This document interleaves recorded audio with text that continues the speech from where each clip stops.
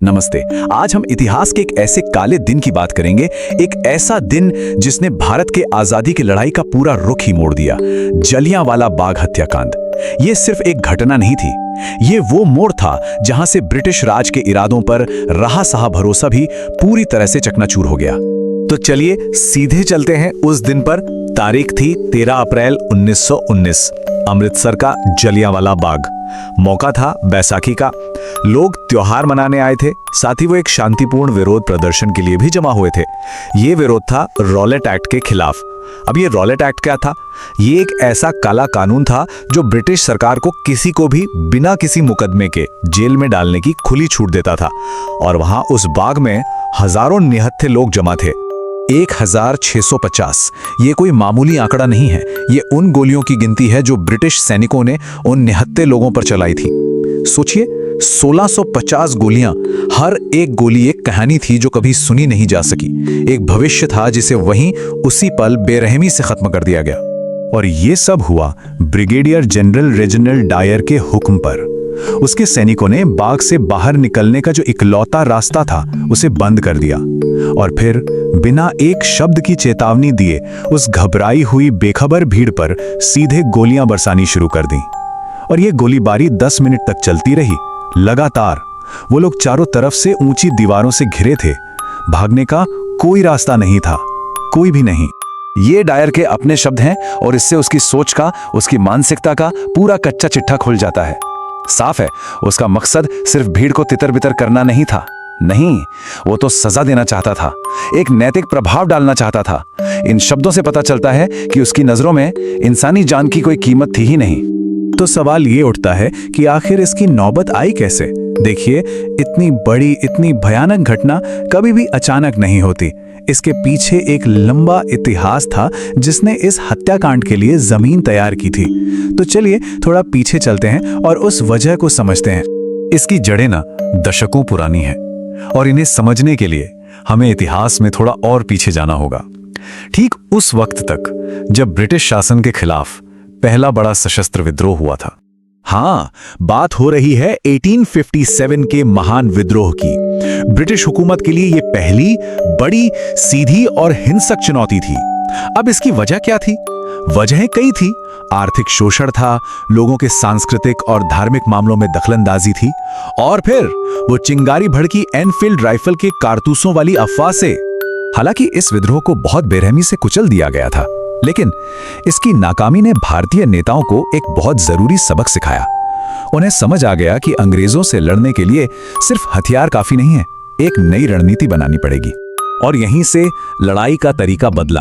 अब बारी थी सशस्त्र संघर्ष की जगह एक संगठित राजनीतिक लड़ाई की। तो भारतीयों के इस असंतोष को एक मंच देने के लिए, एक नई दिशा देने के लिए गठन हुआ भारतीय राष्ट्रीय कांग्रेस का, यानी आईएनसी का। शुरुआत में इसका रवैया काफी उदारवादी था। मतलब इनका मकसद था याचिकाओं के जरिए शांतिपूर्ण विरोध करके धीरे धीरे सुधार लाना। तो यहां हम देख सकते हैं कि संघर्ष के दो दौर में कितना बड़ा फर्क था। एक तरफ 1857 का सशस्त्र विद्रोह और दूसरी तरफ 1885 में बनी कांग्रेस का राजनीतिक संवैधानिक रास्ता।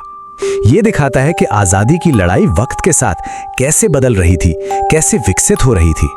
चलिए अब वापस 1919 में लौटते हैं और समझते हैं कि वो कौन सी तात्कालिक वजहें थीं जिनकी वजह से ये नरसंहार हुआ। देखिए, 1919 आते आते ना हालात बहुत तेजी से बिगड़ रहे थे।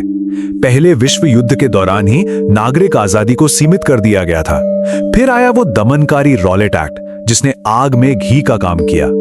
और जब स्वतंत्रता सेनानी सत्यपाल और किचलू को गिरफ्तार किया गया तो पूरे देश में, खासकर पंजाब में, गुस्सा भड़क उठा। और इसी माहौल में 13 अप्रैल को लोग जलियांवाला बाग में जमा हुए। ये हत्याकांड सोची समझी क्रूरता का एक भयानक उदाहरण था। बाहर निकलने का रास्ता बंद, कोई चेतावनी नहीं। गोलियां भी जानबूझकर उन जगहों पर चलाई गईं जहां भीड़ सबसे घनी थी। और गोलीबारी तब तक नहीं रुकी जब तक कि गोलियां खत्म नहीं हो गईं। अपनी जान बचाने की कोशिश में न जाने कितने लोग भगदड़ में कुचले गए और कितने ही लोग उस कुएं में कूद गए जो देखते ही देखते लाशों से भर गया। बस यही वो पल था, यही वो घटना थी जिसने आजादी के आंदोलन को हमेशा के लिए बदल कर रख दिया। इसने जो नरम सोच वाले लोग थे उन्हें भी कट्टर बना दिया। ब्रिटिश राज के न्याय पर जो थोड़ा बहुत भरोसा बाकी था ना, वो उस दिन पूरी तरह से टूट गया, हमेशा के लिए। तो अब देखते हैं कि इस हत्याकांड का असर क्या हुआ, फौरी तौर पर भी और लंबे समय तक भी। ये शब्द रविंद्रनाथ टैगोर के हैं। इस नरसंहार के विरोध में उन्होंने अपनी नाइटहुड की उपाधि जो अंग्रेजों ने उन्हें दी थी उसे लौटा दिया। ये कोई छोटी बात नहीं थी, ये एक बहुत बड़ा प्रतीकात्मक कदम था जिसकी गूंज पूरे भारत ने सुनी। और हैरान करने वाली बात यह है कि इसकी निंदा सिर्फ भारत में नहीं हुई, खुद ब्रिटेन में भी आवाजें उठी। विंस्टन चर्चिल जैसे बड़े ब्रिटिश नेता ने इसे ब्रिटिश संसद में एक राक्षसी घटना कहा था। इससे अंदाजा लगाया जा सकता है कि ये कितना ज्यादा भयानक था। तो इस हत्याकांड के बाद हुआ क्या? 3 बड़ी चीजें हुईं। पहला, जो उदारवादी भारतीय थे वो भी अब पूरी तरह से ब्रिटिश राज के खिलाफ हो गए।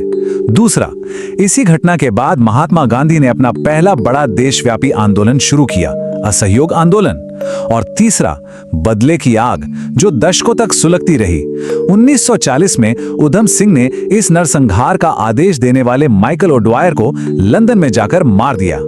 और आज तक इतने साल बाद भी ब्रिटेन ने इस नरसंहार के लिए कभी भी औपचारिक तौर पर माफी नहीं मांगी है। हाँ, गहरा अफसोस जताया गया है, कई बार जताया गया है, लेकिन एक औपचारिक माफी वो आज भी एक अनसुलझा सवाल है। और ये हमें एक बहुत बड़े सवाल के साथ छोड़ जाता है। जब इतिहास लिखने वाले ही विजेता हो, तो फिर माफी का असली मतलब क्या होता है? क्या सिर्फ शब्द उन घावों को भर सकते हैं जो कभी पूरी तरह भरते ही नहीं?